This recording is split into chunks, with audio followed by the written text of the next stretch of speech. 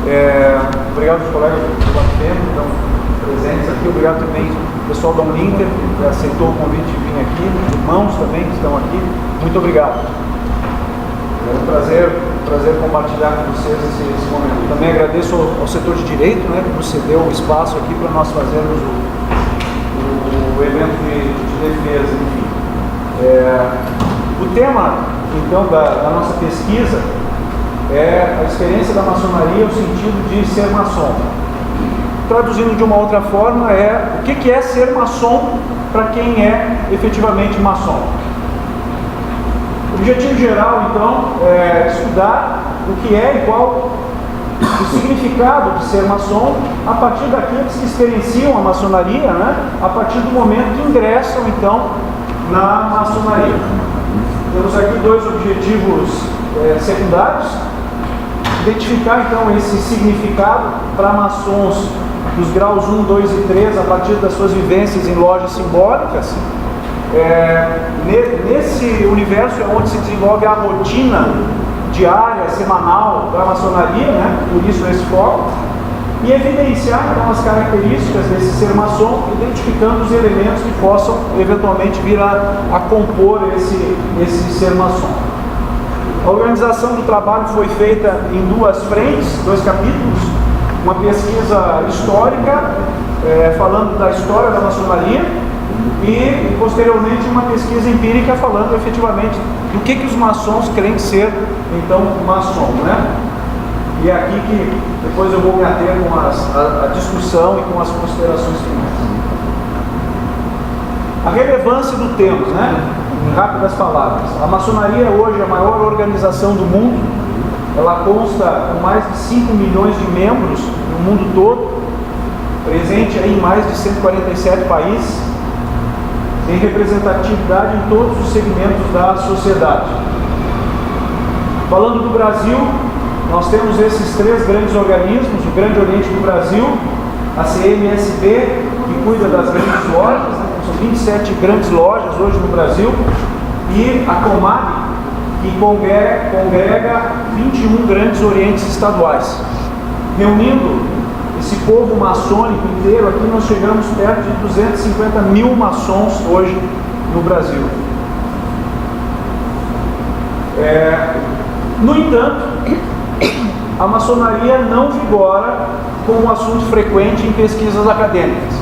Mesmo tendo todo esse vulto, tendo toda essa representatividade, tendo um impacto na sociedade, financiando pesquisas, bolsas de estudo, filantropia, ela não é um assunto que a academia tenha se debruçado com frequência. Então, aí a importância ou o espaço que se abriu para a gente fazer então esse estudo. Para fazer o estudo sobre maçonaria, eu vou apresentar rapidamente aqui para vocês os documentos que consultei, ou o volume deles, né? Da base da biblioteca da UFPR, eu consultei 482 documentos, entre livros, artigos, e-books, vídeos, etc. No Google Acadêmico, para a palavra maçonaria e maçom, eu achei 9.090 citações. Depois, fazendo um filtro, eu cheguei a 140 artigos. No Ciel, da mesma pesquisa, achei 3. Em periódicos, selecionei 12 periódicos que tratavam de assuntos ou diretamente ou correlatos à maçonaria, como religião, significado, espiritualidade, bem-estar, coisas assim. Cheguei a 4.303 artigos. Na biblioteca pública eu consultei 213 e outras fontes, 64 livros. Livros meus, livros da minha loja, de outras lojas, da grande loja do Paraná, e de outros irmãos maçons que acabaram me emprestando. Enfim, tem aqui algumas orientações que o Tom e o Márcio me passaram, e também o Silvio, né, que citaram quando a gente fez a avaliação, né, enfim, a validação do estudo, né, do projeto.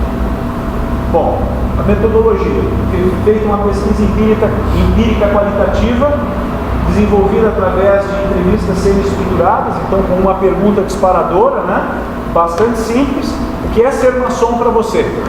E a pessoa depois podia falar livremente a respeito disso. Foram entrevistados então 15 homens que se dizem maçons dos graus 1, 2 e 3 da maçonaria. Os relatos foram analisados através do método fenomenológico de investigação de psicologia, que é o método George, né? Que é o mais divulgado, mais corriqueiro, pragmático, que tem dado apoio aí às nossas pesquisas qualitativas. Aqui os 4 passos do método, né? Principalmente para aquelas pessoas que não têm intimidade, né?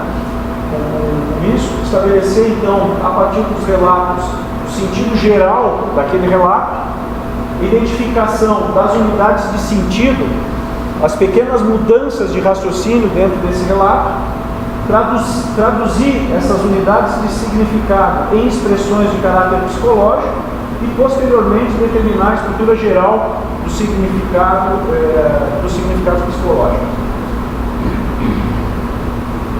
Entrando na parte de resultados, então, temos aqui um perfil resumido dos participantes. Por uma questão óbvia de manter o sigilo sobre as pessoas, né? Nós trocamos aqui os nomes por nomes de maçons famosos, né? A média que nós tivemos de idade foi em torno de 46 anos. O maçom mais jovem com 31 anos e o mais velho com 70. Em relação a tempo de maçonaria, a média foi de 6,8 anos, sendo o mais experiente com 29 anos de ordem e o mais jovem com 2 meses de ordem. Então nos deu a possibilidade de pegar um espectro bastante interessante.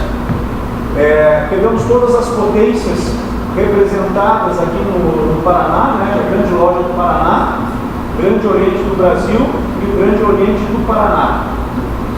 Mestres, companheiros e aprendizes, varrendo então todos os graus simbólicos, tendo irmãos que participam e irmãos que não participam da maçonaria filosófica, que seria assim a pós-graduação da maçonaria, né? Parte de mestrado e doutorado da maçonaria, né? De várias profissões, de vários ramos de trabalho, funcionários públicos, empresários, consultores, autônomos, etc. Então um espectro bastante interessante. Bom, avaliando os relatos, a partir da identificação das unidades de significado e do seu conteúdo psicológico, nós começamos posteriormente a agrupá-las por similaridade e chegamos a 14 grupos ou 14 categorias, traduzindo aquilo que os maçons estavam falando a respeito de o que é ser maçom, enfim. Então aqui tem uma tabela, né? Fazendo um cruzamento entre todas as unidades de significado que cada um dos participantes apresentou para cada uma das unidades de significado. Eu vou apresentá-las em detalhe agora no próximo slide, tá? Bom, vamos lá. Quais foram as categorias que notamos, né? Que compõem esse grande sentido de ser maçom? Primeira categoria, né? Uma pessoa próxima apresenta o profano. Profano é o jargão que se usa para designar aquela pessoa que não é maçom, né? Para ingressar na maçonaria. Representa o sistema universal de ingresso na maçonaria. Foi falado por todos os participantes, né? E fala a respeito da observação que se faz das pessoas para que entrem na maçonaria. A categoria número 2 é diretamente a resposta para a pergunta disparadora. Ela apresentava a estrutura. Olha, ser maçom para mim e aí o complemento do entrevistado. E ela traz um conteúdo a respeito de posturas, visão de mundo, pontos de vista a respeito do que seja ser maçom. O interessante é que nessa categoria nós encontramos 10 grupos diferentes de resposta, o que nos faz enxergar que os maçons têm dificuldade de dizer o que é ser maçom. E 12 participantes dos 15 apresentaram resposta em mais de um grupo de respostas. Ou seja, tem efetivamente uma dificuldade de dizer, olha, ser maçom é isso. A terceira A categoria fala sobre características de ser maçom, trata de comportamentos concretos e atitudes que se espera no maçom. Então se verificou que é mais fácil citar exemplos de conduta do que dizer o que é ser maçom. Aqui nós encontramos 18 grupos de características que nós dividimos em dois grandes grupos. Um primeiro grupo ligado à condição de maçom, características que eu vou ter por ser maçom, e depois características ligadas ao indivíduo enquanto maçom, que a gente poderia traduzir por se tornar um bom cidadão, que talvez pudesse resumir todos os 18 grupos, né? Ser maçom nessa categoria é se tornar um bom cidadão. A proposta maçônica trata de como a maçonaria ensina. Então aqui nós identificamos dois grandes grupos de propostas, né? As propostas ligadas à maçonaria enquanto escola iniciática, que tem uma pedagogia, que tem uma didática, e um outro grupo de propostas ligados simplesmente à rotina de participar dessa escola. E o que nos chamou a atenção foi que os maçons não se preocupam sobre como essa escola ensina, eles só se preocupam em participar. É uma coisa bastante interessante. É como se ocorresse uma aceitação tácita, sem questionamento algum, a respeito de como a maçonaria vai agir em cima dele. Os benefícios tratam da percepção de ganhos concretos. Então, eu me tornei mais paciente, eu consigo falar em público, em função da maçonaria eu estou fazendo pós-graduação, coisas desse tipo. Tenho benefícios. Dúvidas. Trata a respeito dos questionamentos que os maçons fazem da sua rotina enquanto maçom. Os mais jovens têm a preocupação de ter a certeza se entrar no lugar certo, né? Apareceu muito a expressão, nas primeiras sessões eu me perguntava, o que eu estou fazendo aqui? E os mais experientes, os mais antigos, aí com 6, 7, 8, 29 anos de maçonaria, tem uma preocupação em relação à maneira como a maçonaria age. Por que nós fazemos as coisas desse jeito? Por que a maçonaria nos posiciona? Por que a maçonaria faz assim ou faz assado? Então, representa uma maturidade, né?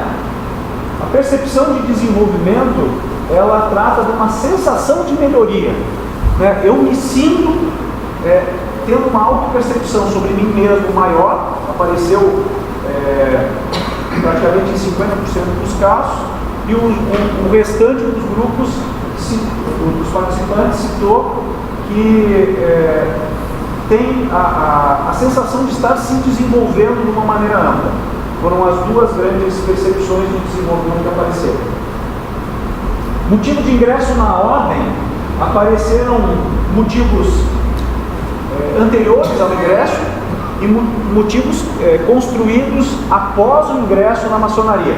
E não deu para identificar, não foi possível, através dos relatos, efetivamente como é que isso se forma, né? A gente chegou a aventar a possibilidade de que muitos desses motivos, em função de ser uma pessoa próxima que convida o maçom para integrar a maçonaria, ele seja influenciado por essa pessoa que o convidou, né? Então isso ainda carece de mais exploração.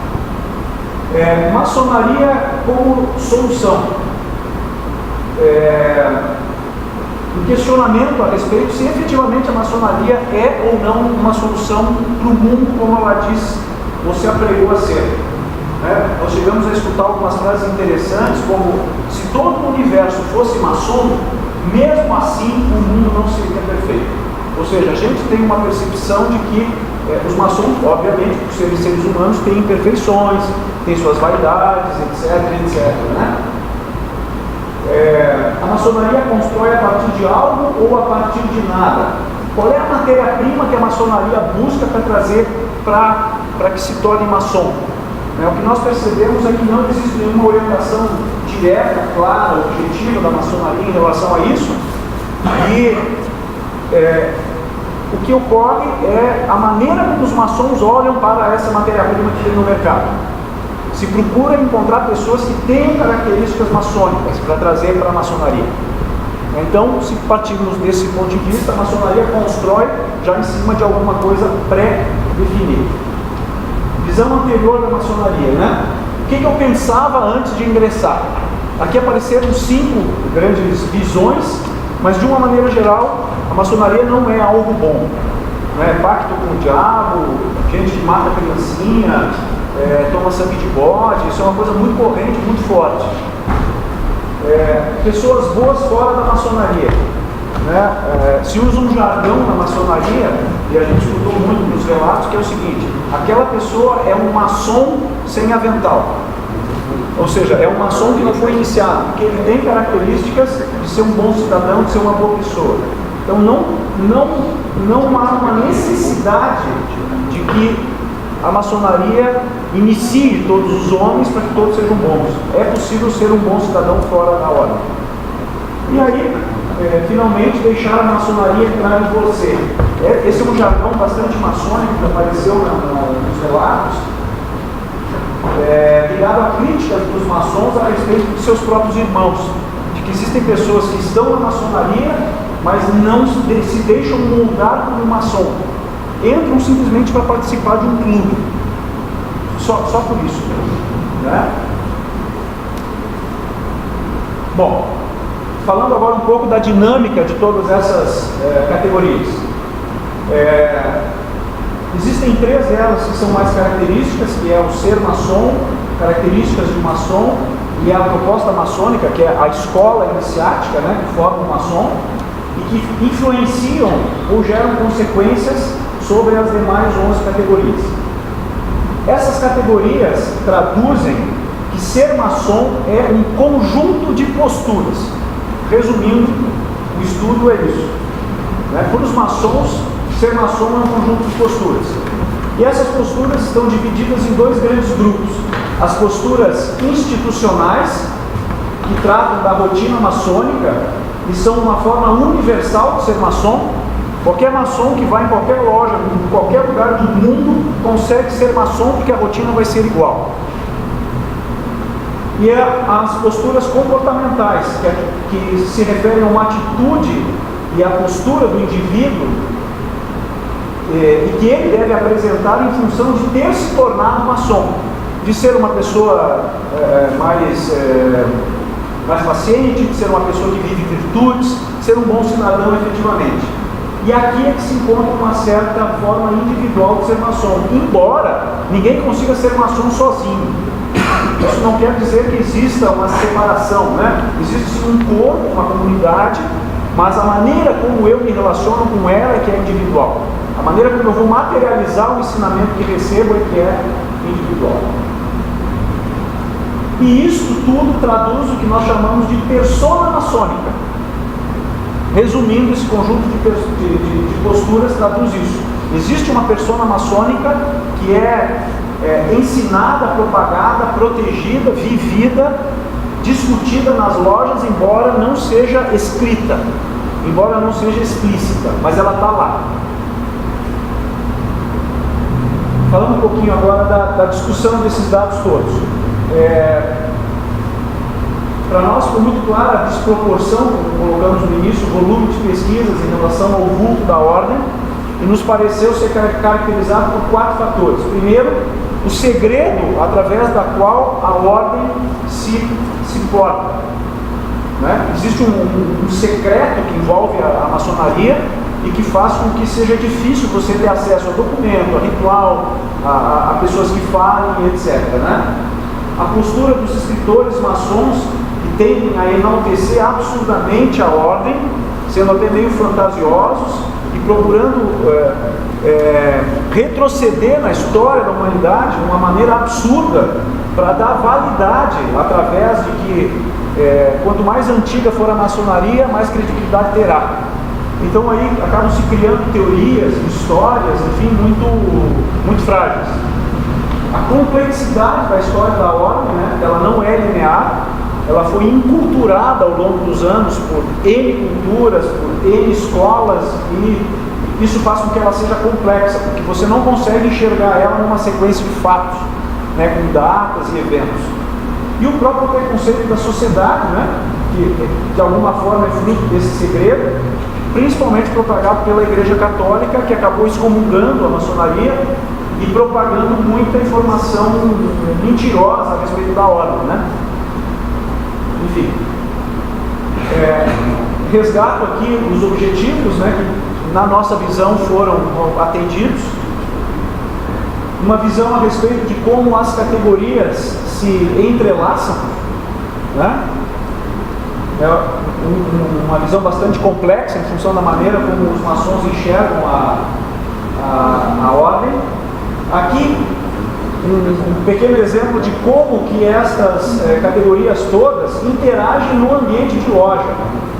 Então você tem dentro da loja uma grande escola iniciática, né, caracterizada por essa categoria, e o ser maçom se desenvolvendo aqui, materializando então essa persona maçônica, tendo alguns elementos a priori e outros a posteriori, né?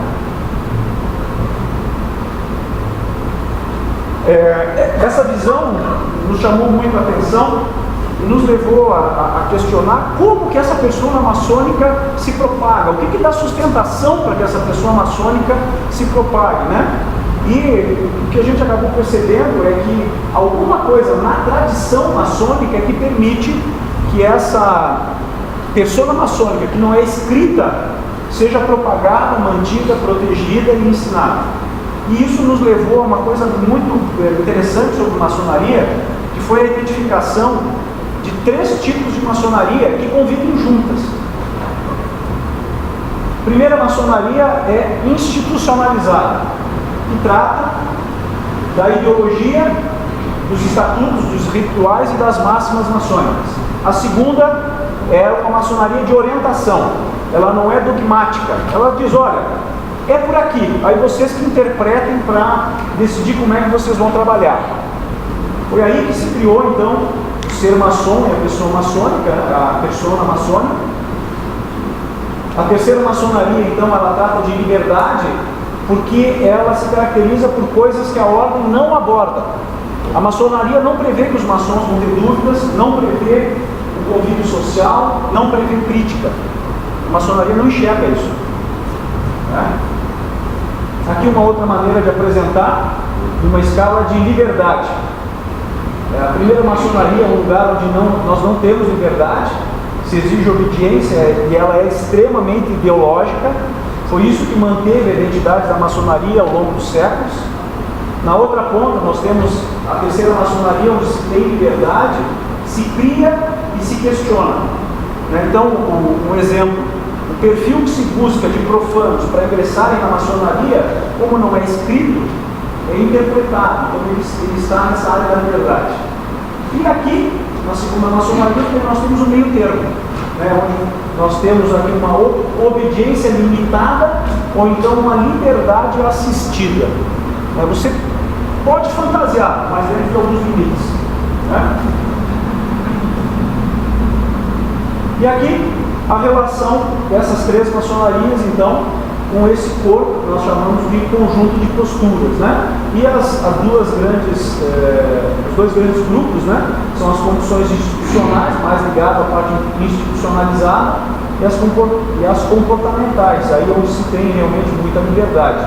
Mas ambas têm uma interface com essa área de orientação, porque é aqui, em função de uma orientação básica e da manutenção da tradição, que se conseguiu criar essa persona maçônica. Limites e possibilidades futuras a respeito do nosso estudo. Uma dificuldade para mim, que sou maçom, foi o distanciamento crítico e a minha isenção, porque quando os meus irmãos falavam, eu lembrava de alguma coisa da loja, lembrava de ritual, de algum estudo, alguma coisa. Foi muito difícil, né?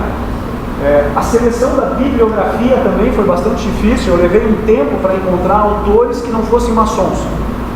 2 deles que me chamaram muito a atenção foi a Eliane Colucci, lá de Passo Fundo, que estudou o que era a maçonaria do século XIX no Rio Grande do Sul, e o Alexandre Barata, da Unicamp, que trata a respeito da maçonaria como um meio de sociabilidade, né? Que foi muito interessante esses 2 estudos. Divergência de datas e fatos históricos. Conforme a fonte que eu peguei, os fatos a respeito da maçonaria eram conflitantes. As datas eram totalmente divergentes. A ampliação da análise do ser maçom para outros grupos. Por exemplo, em vez de trabalhar esses três grupos juntos, aprendizes, companheiros e mestres, segmentar. O que é ser maçom para um aprendiz, o que é para um mestre, o que é para um companheiro. Seria um estudo futuro. Da mesma forma, o que seria ser maçom para as três potências, para a Grande Loja do Paraná, Grande Oriente do Brasil ou Grande Oriente do Paraná. Rever as categorias. Nos pareceu, sempre depois que você volta para dar uma analisada, parece que pode ser diferente. Nos pareceu que não precisavam ser 14 categorias. Algumas categorias poderiam ser aglutinadas, retrabalhadas, talvez ter uma outra conotação, revisitar os relatos para dar uma limpada, Então, nos pareceu que isso pode ser feito ainda, não é uma questão fechada, A nossa intenção, a posteriori, até para os artigos, é trabalhar um pouco isso. A crítica ao método que nós utilizamos, porque nós não seguimos a risco o método do Jorge, embora o contexto do método a gente tenha usado.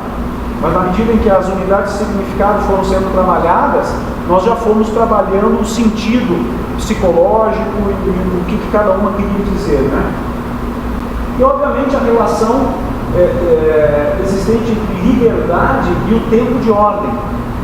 Nos parece que como ocorre na vida, quanto mais velho você vai ficando, mais desencarnado fica, o maçom fica assim em relação à própria maçonaria. Quando consegue se sentir mais livre, não tão preso a ritual, aos procedimentos, etc. Era o que continha.